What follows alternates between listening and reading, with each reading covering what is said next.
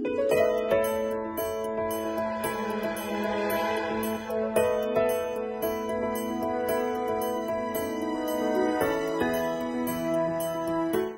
topic natin ay tungkol sa maitim na kilikili or dark underarms. Problema ito ng kababaihan, ng mga teenager, gayon din ng mga bata. Iba't iba ang dahilan kung bakit umiitim ang ating kilikili.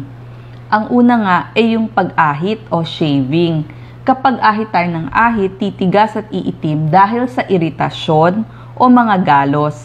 Mas mainam yung mga waxing o laser. At pag gusto nyo naman talaga na shaving o pag-ahit, gumamit tayo ng mga foaming creams o kaya pwede rin yung ginagamit nating sabon pag maliligo para mas madulas pagdating sa ating pag-aahit.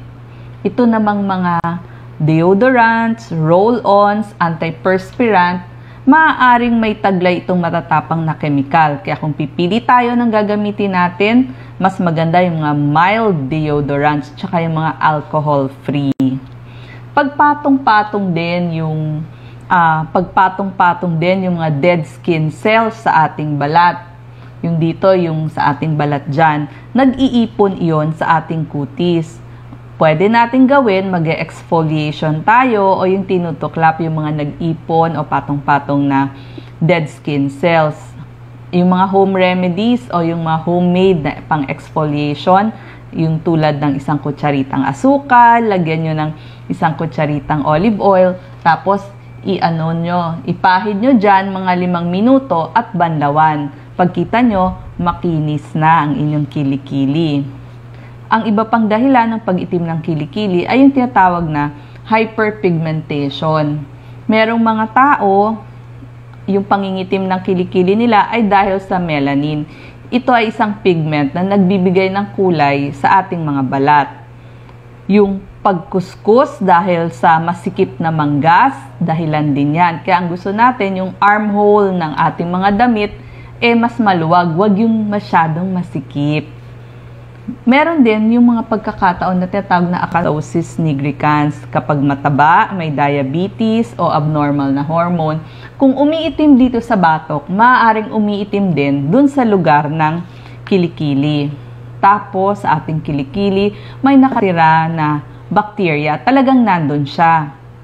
Katulad ng Corynebacterium minutissimum.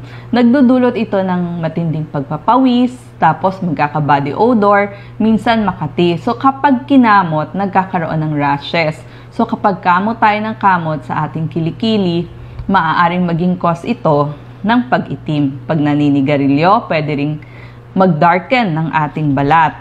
Yung mga melasma naman ay lumalabas kapag buntis ang isang tao. O kaya naman, naaarawan palagi, o kaya yung sa mga pagbabago ng hormones sa katawan. So, sumasama na rin doon sa kilikili, kaya nagda-darken.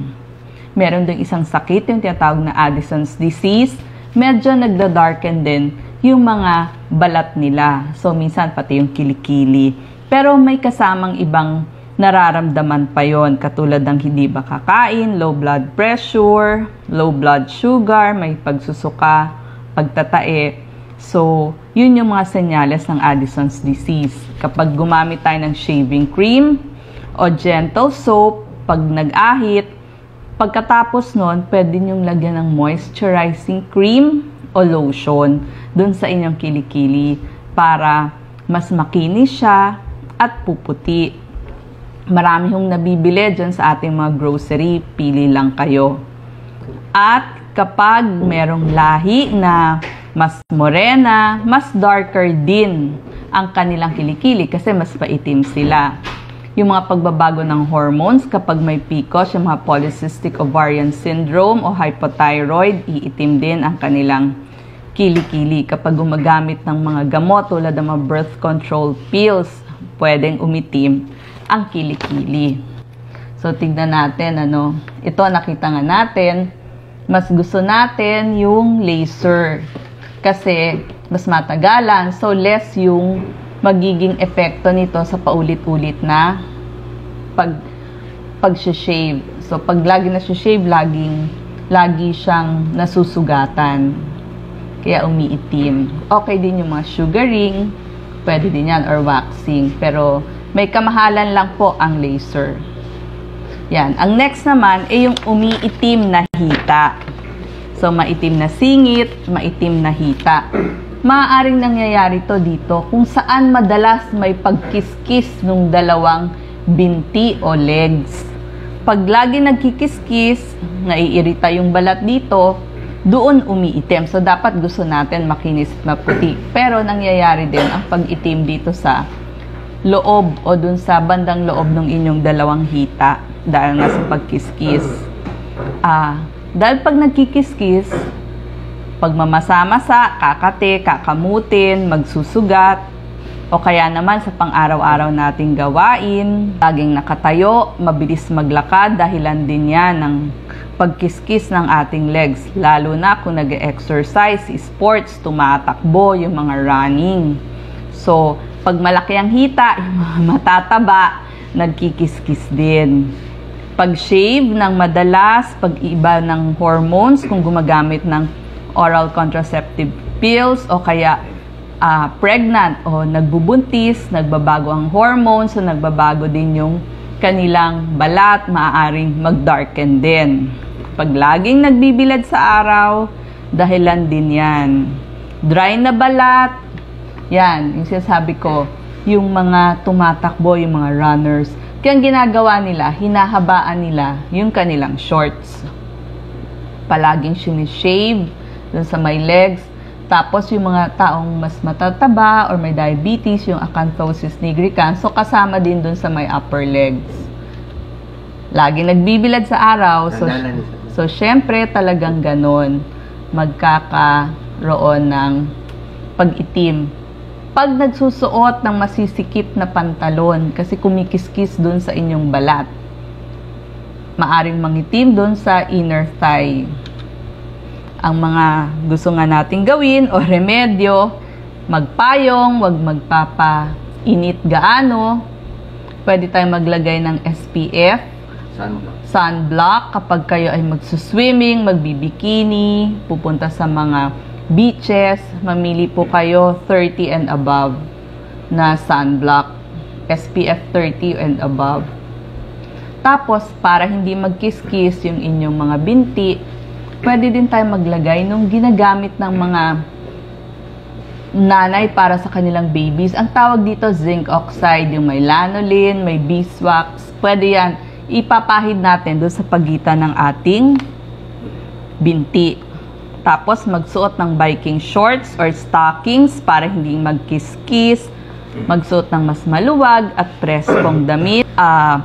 Tapos, kung talagang umiitim na at concerned na kayo, pwede tayong pumunta sa ating dermatologist. Ang example ng mga gamot na binibigay ng ating dermatologist, hydrocortisone, 1% cream, pero hanggang mga 2 linggo lamang ang paggamit nito. Tuturuan naman kayo ng inyong mga dermatologist mula sa Philippine Dermatological Society. Tapos yung mga barriers nga, yung zinc-containing mga creams, zinc oxide. Yan. So, madalas din nating problema ang mga Pilipino dahil maaraw dito sa ating lugar. So, may skin changes sa mga hyperpigmentation kapag tayo ay pregnant. Yan, mas nagda-darken dun sa isang part. Dahil sa hormonal changes. So, ang next topic naman natin ay yung maamoy na paa o yung tinatawag na stinky feet, mabahong paa. Problema ito ng bata, matatanda at higit sa lahat ng ating mga teenagers. Kasi sa ating balat talaga, merong nakatirang bakterya dyan sa ating balat. Pag naghalo ang pawis, bakterya, magkakaamoy, hindi natuyo, mas lalong titindi yung amoy. Ito yung mga dahilan kung bakit namamaho ang ating paa. Madalas na pagtayo or nakatayo ng buong araw, syempre napapagod yung paa, tapos lalo na kung nakasapatos, stress sa trabaho, nagkakaroon ng hormonal changes, yung mga buntis, nagmenopause, ang mga teenagers, mas pawisin ang kanilang buong katawan. So, kasama yung paa. Yung hindi gaanong naliligo, hindi gaanong hinuhugasan ng paa. So, isasabi natin mamaya kung gaano kaimportante ang paghuhugas ng paa. Kulang ang once, kailangan twice a day or more. Ituturo po natin sa inyo. May mga tao talagang overactive ang kanilang sweat glands. Mas nagpapawis sila. Lahi na mamanaho yung sobrang pawisin, lalo na sa paa. Sabi nga natin, yung bacteria humalo dun sa inyong pawis. At yung ating mga shoes na ginagamit. At yung fungal infection na tumutubo sa ating paa. Saan nanggagaling yung amoy sa ating paa? Eto, halimbawa, nagpawis na. Dahil nandun yung nakatirang bakterya sa ating balat, talagang nandyan sila sa ating paa. Pag nagsama sila at naghalo, doon nagsisimulang magkaroon ng mabahong paa. Sweat, bacteria, equals maamoy na paa. Meron naman tayong mga remedyo kapag umaamoy na ang inyong paa. So, wag namang mawawala ng pag-asa. Number 1, ang sinasabi nga natin, ay maligo araw-araw. Ngayon, sa pagligo ninyo, hugasan nyo rin mabuti ang inyong paa. Hugasan nyo ng kung talagang maamoy ang paa nyo, pwede tayo dun sa mga antibacterial soap na nabibili sa mga grocery. Hugasan nyo, tapos babanlawan mabuti. Kailangan banlaw na banlaw, at ang pinaka-importante, tutuyuin mabuti ang inyong paa. Kasi marami sa atin, hindi tinutuyo ang paa. Sinasabi ng mga dermatologists, napaka-importante na tuyuin ang ating paa. Pag tuyo na ito, pwede nating lagyan ng mga foot powder. Eto, naglagay na ako ng mga example. Una, dituyo na. Pwede tayong gumamit ng antiperspirant kasi para hindi nga siya magpawis muna. So, i-spray nyo to sa inyong paa. Pag natuyo na yung in-spray nyo na antiperspirant at anti-deodorant, ito din yung ginagamit natin sa kilikili. Pwedeng gamitin sa paa. Pag tuyo na to, pahanginan, pwede natin, meron na rin ngayon, nabibili, mura lang po. Ang ginagamit ito sa kilikili at sa paa, antiperspirant, at saka deodorant para sa inyong kilikili at paa.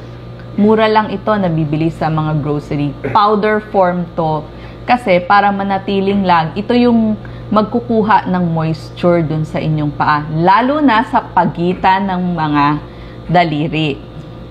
Yan, tapos pag nalagyan nyo na, pwede na kayong magsuot ng inyong sapatos. Tignan lang na walang fungus o fungal infection yung inyong paa kasi nagdadagdag yun sa amoy. Tapos number 2, yun nga sinabi natin, antiperspirant, tuyuin, tapos powder. Kung gagamit tayo ng cotton socks, kailangan cotton, huwag nylon kasi mas natutuyo or mas nakakahinga, ika nga ang ating paa kung cotton. May kaugnayan ba ang kulay ng medyas na sinuot nyo? Walang kaugnayan. Kahit anong kulay pwede nyong isuot pagdating sa medyas. Wala namang kaugnayan. Doon nagdedepende yan sa klase ng tela ng inyong medyas. Mas maganda cotton instead na nylon. Tapos, pagdating sa sapatos, sana mga ilang pairs din ng sapatos nyo. Kung kaya bumili dalawa, para palit-palit. Yung isa gagamitin nyo sa isang araw, another sapatos naman sa susunod na araw. At piliin natin yung sapatos na nakakahinga yung ating paa. Meron na ngayong mga washable na sapatos, tsaka yung nakaka-breathable yung ating paa. Piliin natin at itanong natin yung mga ganong klaseng sapatos. Ngayon, kung talagang minsan maamoy, nasa trabaho, opisina, eskwelahan, pwede nyo rin lagyan ng alcohol at patuyuin pagkatapos. Doon naman sa inyong sapatos, sabi ko nga, lagyan nyo ng cornstarch bago nyo isuot. Yung inyong sapatos, mag-a-absorb din ito ng moisture. Yan. Tapos sa pagpapalit-palit ng sapatos nyo, may time para matuyo pa yung loob ng sapatos ninyo, lalo na kung nabasa ng konti. Pwede rin ang sandals kasi mas open yon, mas makakahinga yung inyong paa. Huwag makikihiram o manghihiram at magpapahiram ng sapatos at yung ginagamit yung tuwalya na pagtuyo ng inyong paa kasi maaaring mahawa kayo or kayo ang makahawa sa ibang tao. Ngayon, meron din silang nakita na kailangan daw yung paa natin, lalo na yung mga paa na laging may nagbabalat-balat, yung nagbabalat-balat yung paa nila, maganda daw, foot scrub. Ito, nakakuha ako ng panghilod na stone dyan sa labas namin, doon sa aming garden.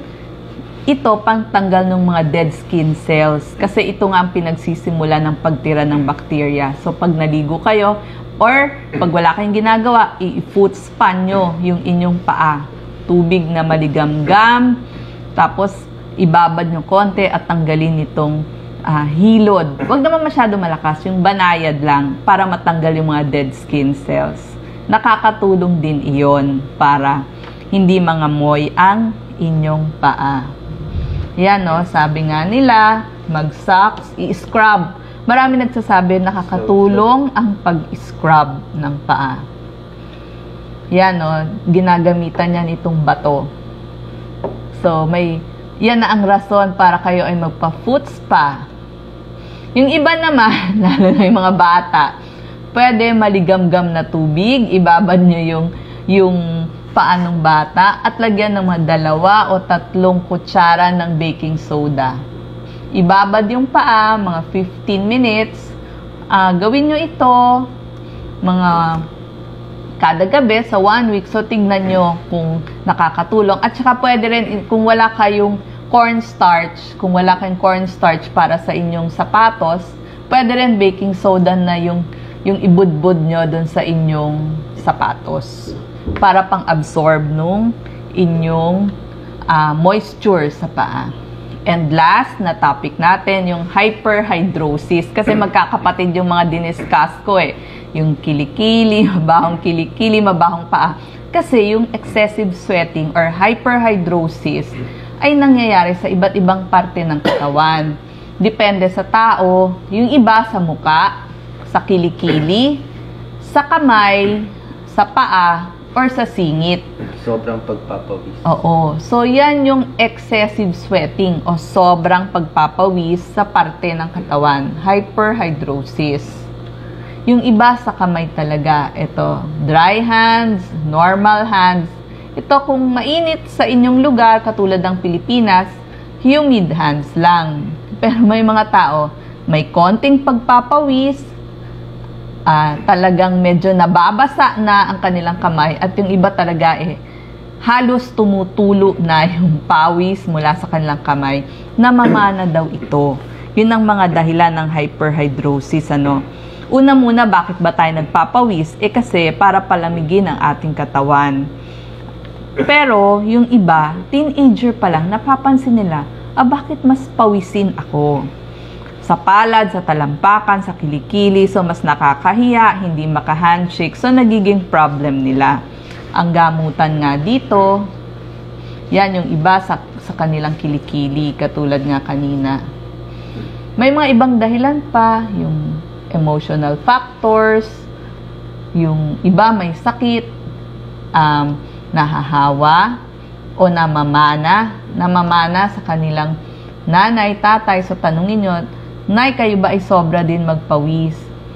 Pag-inom ng alak, sigarilyo, sobrang caffeine, maaring yung iniinom nyong gamot ay baka may side effect na ganon. Yung iba, sabi nila, sa kinakain din daw. Ang problem lang, sa sobrang pagpapawis, nagkakaroon ng body odor.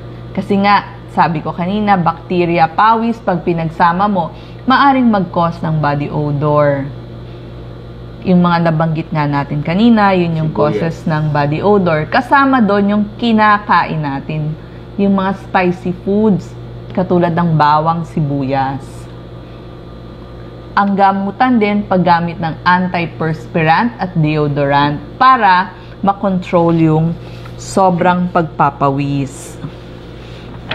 Yung iba, talagang kapag problema na, punta po sa inyong dermatologist, may ginagawa silang Botox, masakit lang, at medyo mahal. Ang home remedy natin, maligo araw-araw, maluwag na damit, kung pwede cotton, silk, at magbabaon ng damit para pwedeng magpalit ng damit sa eskwelahan o sa inyong trabaho. Yung kinakain, iwas muna sa maaamoy na pagkain, gumamit ng antibacterial soap, tuyuin mabuti ang katawan pagkatapos maligo, pinaliwanag natin kanina yan. Huwag nervyoso, kung pwede, relax lang kasi pag nervyos tayo, sobrang pawis din. Pagdating sa tela, cotton ang piliin, magkaroon ng relaxation techniques. So yan po, sana nakatulong kami ni Doc Willie sa inyong mga problema. Goodbye at salamat.